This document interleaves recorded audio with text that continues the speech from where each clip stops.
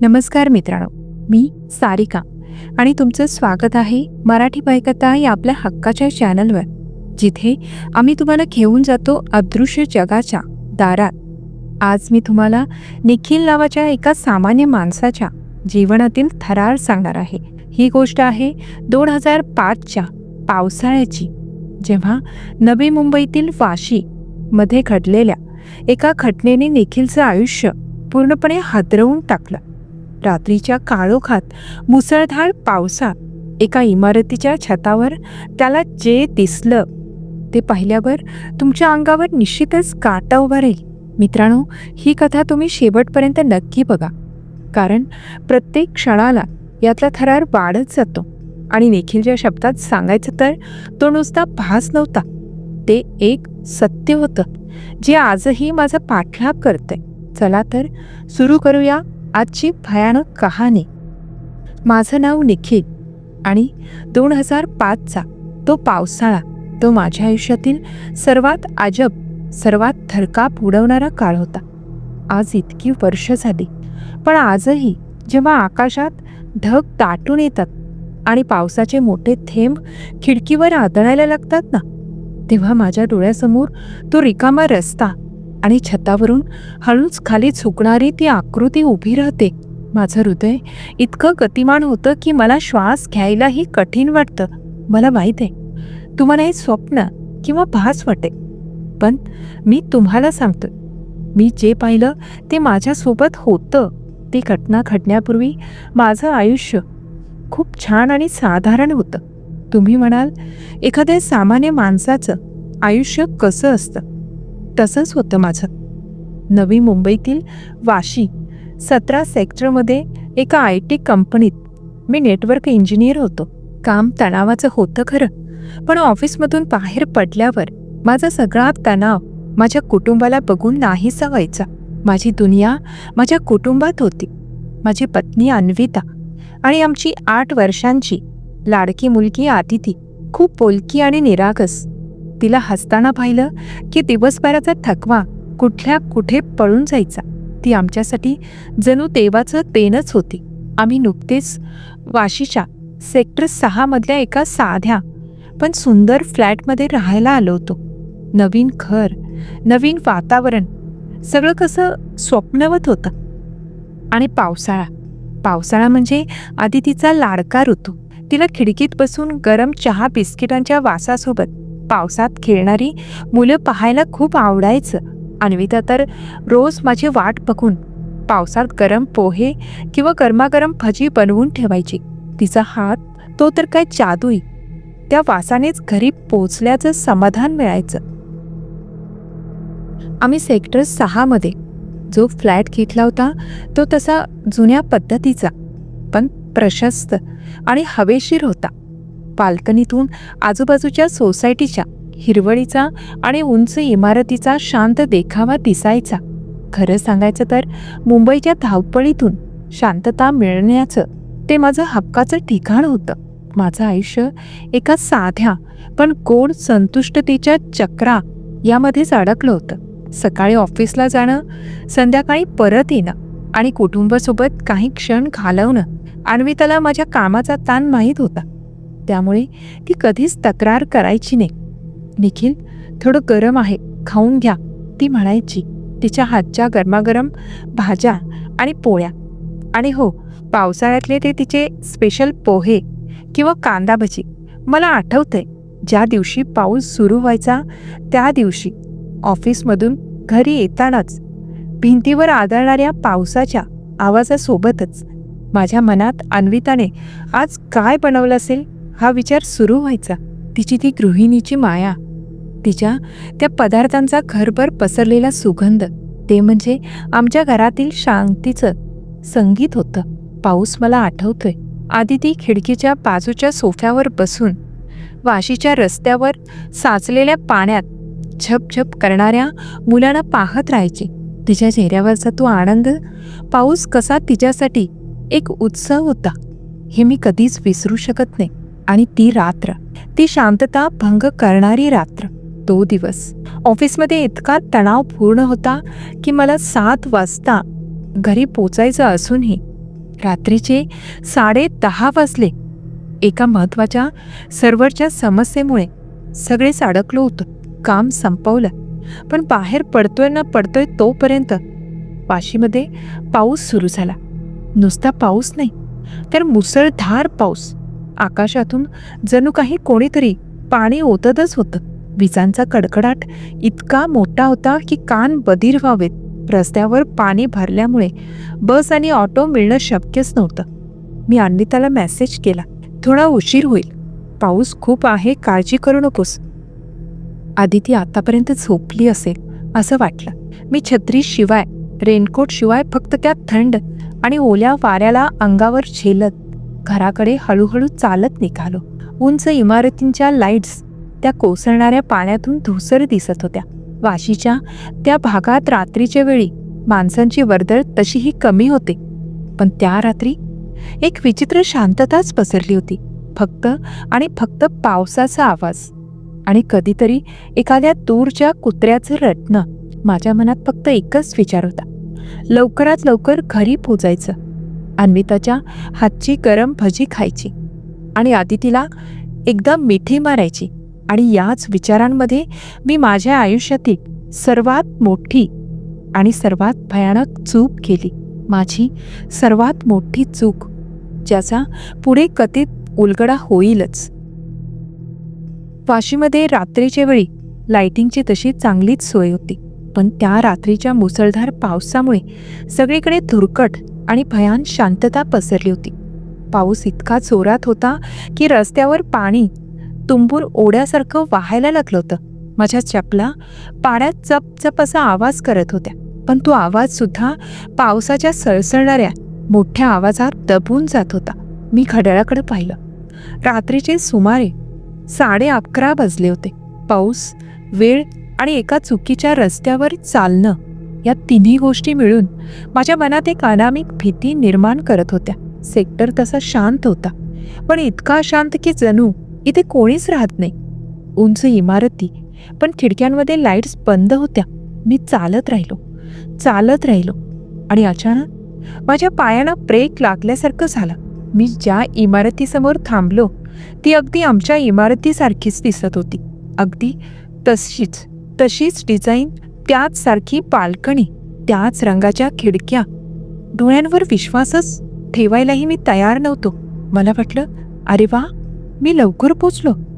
मी धावत जाऊन दरवाजावर जोरात ठोके द्यायला सुरुवात केली.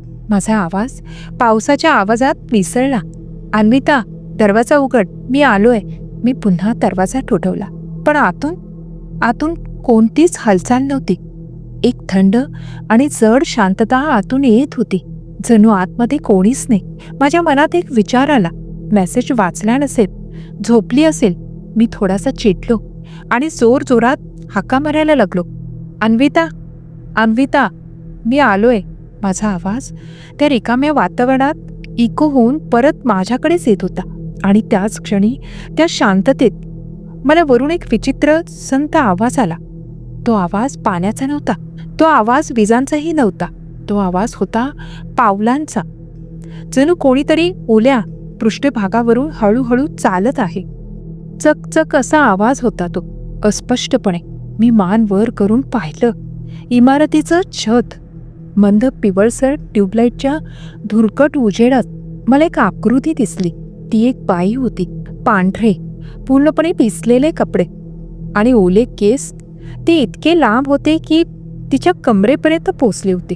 तिची चाल, ती चालायची कमी, पण हवेत तरंगायची जास्त होती. अगदी हळू, संत गतीने ती छताच्या कडेकडेने चालत होती. माझ्या मनात पहिला विचार आला, अन्विता, ती एवढ्या पावसात वर काय करतीये?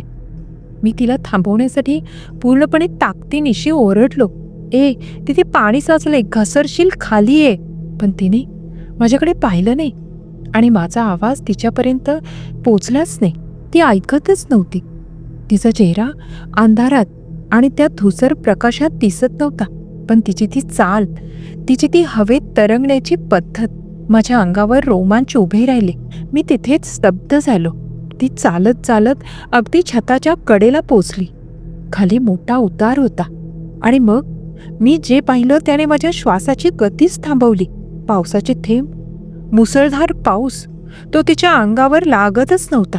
जणू काही पाऊस तिच्या शरीराला स्पर्श न करता तिच्या आजूबाजूने खाली कोसळत होता. जणू ती या जगातील नव्हतीच. जणू ती पाणी नसलेल्या जगातील एक आकृती होती. माझ्या घशातून एक अस्पष्ट किंकाळी बाहेर पडली. माझ्या डोक्यातील रक्त गोठायला लागलं. मी पाहिलं, माझ्या हाताचे केस आपोआप उभे राहिले होते. माझी नजर त्या आकृतीवर खिळली होती. ती बाई होती की काही वेगळं हे मला कळत नव्हतं. माझ्या डोळ्यासमोर जे दृश्य होतं ते अनैसर्गिक होतं. पावसाचे थेंब तिला स्पर्श करत नव्हते. ती हळूहळू चालत छताच्या कडेला पोचली. मी अजूनही अन्विता याच भ्रमात होतं आणि माझ्या पूर्ण ताकदीनिशी ओरडलो, अन्विता, तू ऐकते आहेस की नाही? खाली ये. माझा आवाज त्या पावसाच्या प्रचंड आवाजात जणू काचेसारखा फुटला आणि त्याच क्षणी माझ्या डोळ्यासमोर तो क्षण घडला ज्याने माझ्या डोक्यातील रक्त गोठवलं. ती बाई छताच्या अगदी कडेला पोचताच तिचा पाय खऱ्या अर्थाने घसरला.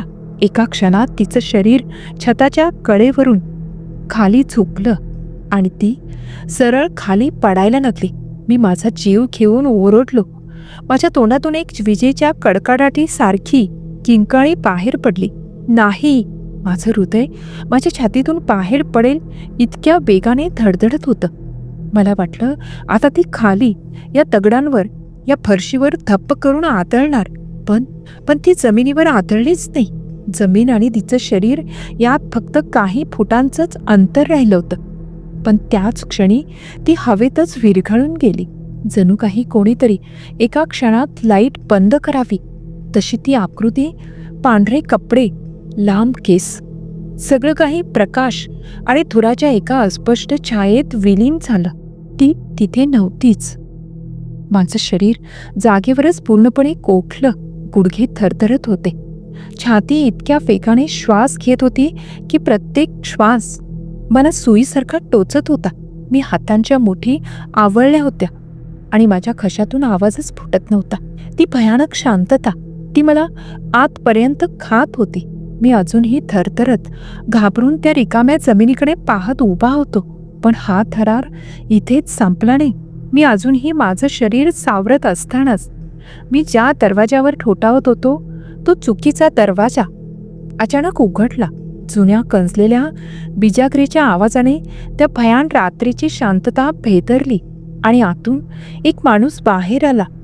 एक पांढरे केस असलेला, उंच, सडपातळ आणि वयाने खूप वृद्ध असलेला माणूस.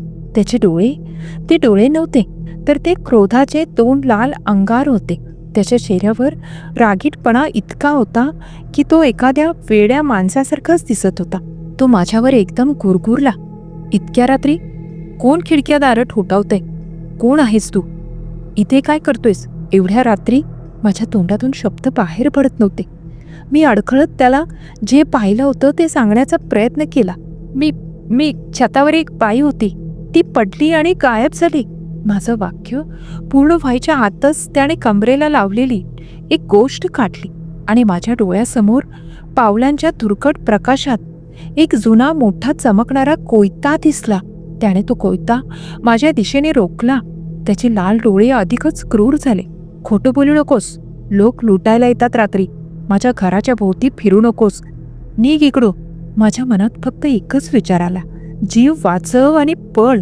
चुकीचं सेक्टर, चुकीचं घर आणि कोयता घेऊन उभा असलेला वेडा माणूस. माझी थरथर अजून वाढली. मी वेड्यासारखा मागे सरकलो, सतत माफी मागत आणि पळायला लागलो. पळता पळता मी एकदा त्या नेमप्लेटकडे पाहिलं. Sector 7/F12. हे आमचं घर नव्हतंच. आमचं घर तर सेक्टर 6 मध्ये होतं. मी एका वेगळ्या भयानक जगात आलो होतो. माझा श्वास पूर्णपणे थांबला होता. सेक्टर 7 मधून बाहेर पडेपर्यंत माझ्या पायातली ताकद पूर्णपणे संपली होती. मी अक्षरशः धावत लपत-छपत सेक्टर 6 मध्ये पोचलो. माझ्या हृदयाची धडधड इतकी वाढली होती की मला वाटलं ती धडधड अन्विताला दाराच्या बाहेरपर्यंत ऐकू येईल. मी थरथरत घरी पोचलो.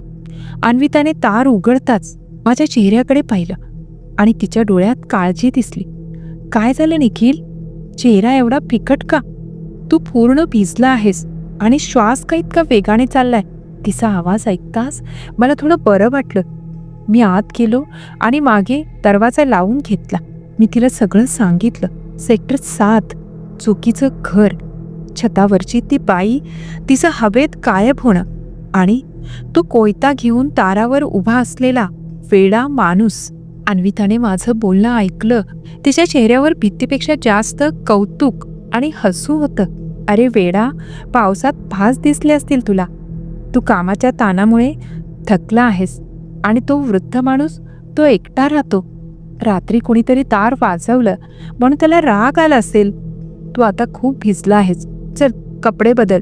तिने माझं सांत्वन केलं आणि माझ्यासाठी गरम चहा ठेवला. आदिती तिच्या बेडरूममध्ये झोपलेली होती.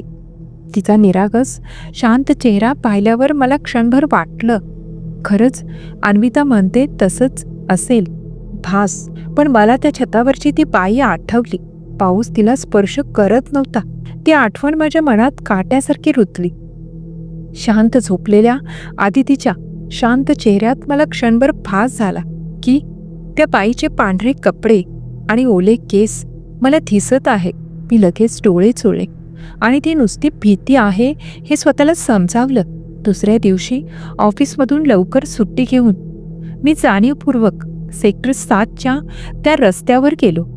रात्रीचा थरार विसरण्यासाठी मला सत्य जाणून घ्यायचं होतं. मी शेजारच्या इमारतीतील अनेक वर्षापासून वाशीत राहणाऱ्या एका वृद्ध सुरक्षा रक्षकाशी बोललो. मी त्याला सेक्टर 7/F12 आणि रात्री घडलेला सगळा प्रकार सांगितला. त्यांनी ऐकताच आजूबाजूला पाहिलं आणि हळू आवाजात माझ्याकडे पाहत विचारलं, तुम्ही रात्री 12 नंतर तिकडे गेला होता? मी हो म्हटल्यावर त्यांच्या चेहऱ्यावर एक भीतीची आणि दुःखाची मिश्रित भावना आली आणि मग त्यांनी ते भीषण सत्य उघड केलं. सेक्टर 17मध्ये F12च्या छतावर त्या घरातल्या मालकाची मुलगी होती. तिचं नाव प्रिया होतं. माझ्या अंगावर परत काटा उभा राहिला. ती खूप शांत आणि थोडी दुःखी असायची.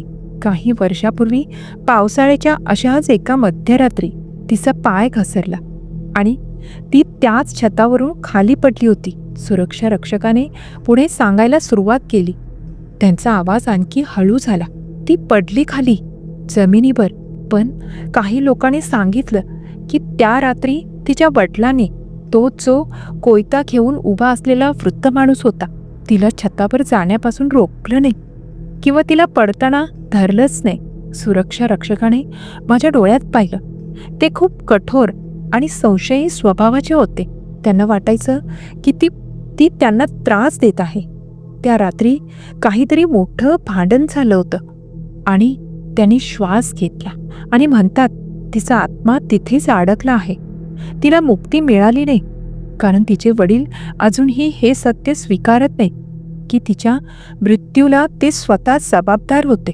तो माणूस, तो वृद्ध वडील, त्याला सुद्धा कधीकधी ती दिसते रात्रीच्या वेळी छतावर पांढऱ्या कपड्यांमध्ये फिरताना, पण तो ते स्वीकारत नाही. म्हणून तो लोकांना घाबरवण्यासाठी कोयता किंवा दांडा घेऊन उभा राहतो आणि रात्री उशिरा तिकडे जाणं लोक टाळतात कारण ती नेहमी त्या छतावर पावसात पडण्याच्या तयारीत आपल्या वडिलांची वाट बघत असते. माझ्या डोळ्यासमोर कालचं सगळं युद्ध जसंच्या तसं उभं राहिलं.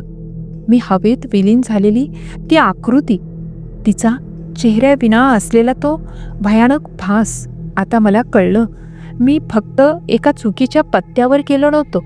मी एका अडकलेल्या आत्म्याच्या शोकाकुल वेळेत पोचलो होतो. आणि तो वृद्ध माणूस, तो माझ्यावर ओरडला कारण त्याला भीती वाटली होती की मी त्याच्या मुलीला परत आणण्याचा प्रयत्न करत आहे. त्या दिवसापासून सेक्टर 7/F12 हा माझ्यासाठी फक्त एक पत्ता राहिला नाही, तो माझ्या आयुष्यातला एक काळोख बनून राहिला. मी वाशीत आणखी काही वर्ष राहिलो, पण माझ्या घरातून सेक्टर 6मधून सेक्टर 7च्या दिशेने जातानाही माझ्या पोटात गोळा यायचा. गाडी चालवताना, रस्ता ओलांडताना मी नेहमी ती जागा टाळायचो. जणू काही ती इमारत, त्या छतावरची ती जागा अजूनही मला आकर्षण देत आहे असा भास व्हायचा. माझ्या कुटुंबासाठी मी हे सत्य अन्विताला कधीच पूर्णपणे उघड केलं नाही. तिला वाटलं की तो माझ्या कामाचा तणाव होता किंवा ती एक क्षणिक भीती होती. पण मला माहीत होतं मी खोटं बोलत होतो. मी जे पाहिलं ते माझ्या डोळ्यासमोर अजूनही सत्य पडून उभं आहे. पावसाळा, जो आधी तिचा लाडका ऋतू होता, तो आता माझ्यासाठी भीतीचा संकेत बनला. आजही पाऊस सुरू झाला की रात्रीच्या वेळी जेव्हा विजा चमकतात तेव्हा माझ्या डोळ्यासमोर तेच दृश्य येतं. सेक्टर 7, रात्रीचे 12, ती पांढरी भिजलेली आकृती छताच्या कडेला अगदी संतपणे चालणारी, आणि पाऊस तिला स्पर्श करत नाही. मला माहीत आहे ती प्रिया, ती तिथेच अडकलेली आहे. तिला तिचे वडील, तो कोयता घेऊन उभा असलेला माणूस अजूनही त्या घरातून बाहेर पडू देत नाहीये. तिचे वडील तिला दिसतात पण ती त्यांना दिसत नाही, आणि ती तिथेच, ती तिच्या मृत्यूच्या फेऱ्यामध्ये कायमची अडकली आहे. मी डोळे मिटून घेतो आणि माझ्या मनात मी तिला म्हणतो, प्रिया, तू शांत हो, तुला मुक्ती मिळेल. पण मला माहीत आहे तिला मुक्ती मिळाली नाहीये. ती आजही तिथे आहे, त्या पावसात, त्या छतावर, पुन्हा एकदा खाली पडण्यासाठी आणि पुन्हा एकदा हवेत विरघळण्यासाठी. ती आठवण आजही माझ्या हृदयाला जागेपणी टोचते. माझं आयुष्य आनंदात होतं, पण त्या एका पावसाळी रात्रीने माझ्या आयुष्यातील शांततेचा चक्र कायमचा तोडून टाकला. मित्रांनो, ही होती निखिलची नवी मुंबईतील वाशी सेक्टर 7मध्ये घडलेली भयानक घटना. निखिलने स्वतःच्या डोळ्यांनी जे पाहिलं ते ऐकून तुमच्या मनातही ती छतावरची आकृती उभी राहिली असेल.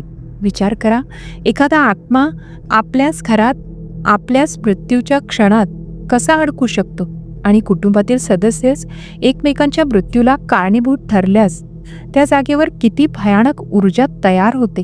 आम्हाला कमेंट्समध्ये नक्की सांगा की जर तुम्ही निखिलच्या जागी असता तर तुम्ही त्या बाईला मदत करण्याचा प्रयत्न केला असता का? तुमचा असा अनुभव आहे का जेव्हा तुम्हाला वाटलं की तुम्ही एका चुकीच्या ठिकाणी चुकीच्या वेळी पोहोचला आहात? कमेंट्समध्ये तुमचे अनुभव नक्की सांगा. मित्रांनो, आम्ही खूप मेहनत घेऊन तुमच्यासाठी अशा थरारक कथा घेऊन येत असतो. जर खरंच तुम्हाला ही कथा आवडली असेल तर आत्ताच चॅनलला सबस्क्राईब करा, व्हिडिओ लाईक करा आणि तुमच्या मित्रांना व कुटुंबाला हा व्हिडिओ शेअर करायला विसरू नका, जेणेकरून त्यांनाही या भयकथेचा अनुभव घेता येईल. आता आपण त्या मित्रांची नावे घेऊयात ज्यांनी आमच्या मागील कथेवर लाईक आणि कमेंट करून आम्हाला पाठिंबा दिला. श्रीकांत म्हैसेकर, हैदराबाद, तेलंगणा राज्य. राधिका चांदोलकर, जोगेश्वरी, मुंबई. राजू वारेकर, कल्याण, जिल्हा ठाणे. तुषार मिश्रा, अमरावती. सचिन दळवी, बीड. ऋषिकेश साबळे, तालुका कागल, जिल्हा कोल्हापूर. सुलोचना पाटील, काटेमानिवली, कल्याण, मुंबई. अनिरुद्ध कासारे, मुक्काम पोस्ट घाटनांदूर, तालुका अंबेजोगाई, जिल्हा बीड. अरुण सोनवणे, शिवाजी महाराजनगर, सातपूर, नाशिक. श्रुती सुतार, विक्रोळी, मुंबई. अनिता नाळे, फलटण, पराग म्हसकर, खांडस, कर्जत, रायगड. प्रवीण राणे, परळ, मुंबई. संतोष गाडे, पिंपरी चिंचवड, पुणे. किरण शिंदे, इचलकरंजी, जिल्हा कोल्हापूर. शिरीष जोशी, इंदोर, मध्य प्रदेश. आणि संजय नाईकवाडी, चरण, तालुका 32 शिराळा, जिल्हा सांगली. या सगळ्यांचे मनापासून आभार. पुढील वेळी अशाच एका नवीन भयानक कथेसोबत भेटूया. तोपर्यंत काळजी घ्या आणि सुरक्षित रहा. शुभरात्री. धन्यवाद.